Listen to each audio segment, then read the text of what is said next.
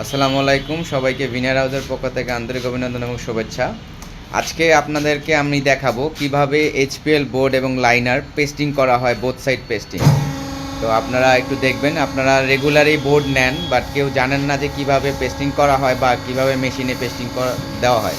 তো আজকে আপনাদেরকে দেখাবো কিভাবে এইচপিএল এবং লাইনার পেস্টিং করা হয়।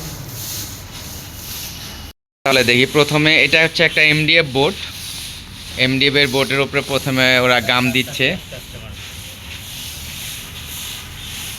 গামটা পুরোপুরি ওনারা সুন্দরভাবে পুরো বোর্ডটায় গামটা ফিনিশিং দিবে। দেওয়ার পরে এটা হচ্ছে মেশিন, আমাদের 50 টনের একটা মেশিন। দেখতে পাচ্ছেন এখানে অলরেডি অনেকগুলো বোর্ড দেওয়া আছে।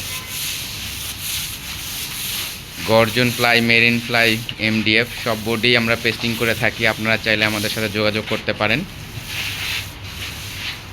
এই যে দেখেন ফিনিশিংটা কত সুন্দর হয়ে গেছে, গাম দেওয়া কমপ্লিট বোর্ডটায়।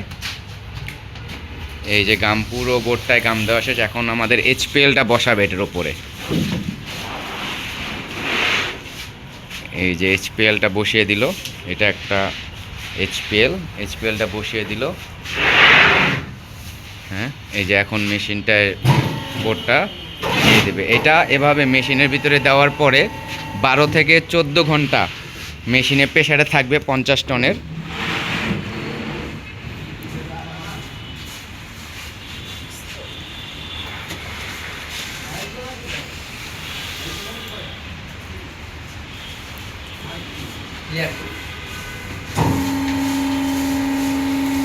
দেখতে পাচ্ছেন এই যে 50 টনের একটা প্রেসার দেওয়া হলো। এটা এভাবেই 12 থেকে 14 ঘন্টা থাকবে।